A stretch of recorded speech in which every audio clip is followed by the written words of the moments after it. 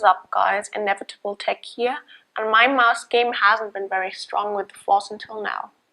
I've literally been using this $3 mouse from Easy, and I don't think you can get a much cheaper mouse out there.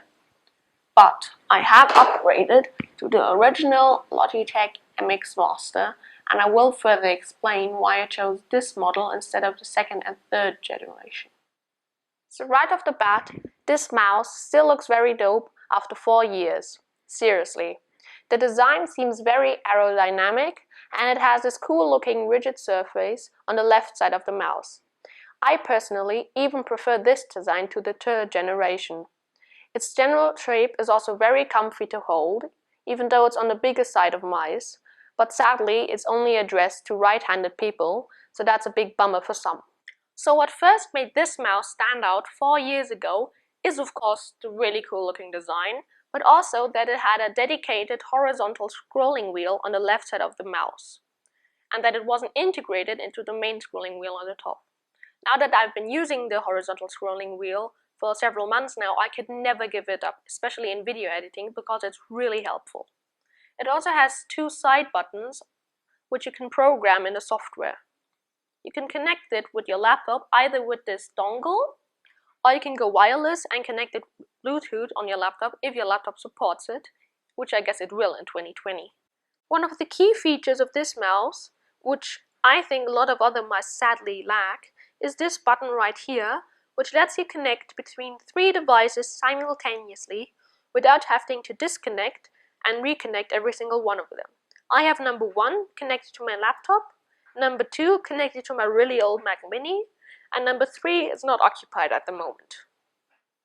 So where you can really unleash the power of this mouse is in the Logitech Options software, which you can download separately, and in it you can program all the buttons on this. But sadly I cannot show you that because my mouse just broke down completely, so that's kind of sad, but yeah. So Logitech had also made this really cool scrolling wheel and put it in the first 2 generations of the MX Master, where if you scroll the scrolling wheel fast enough, it will just stop clicking and roll smoothly like this.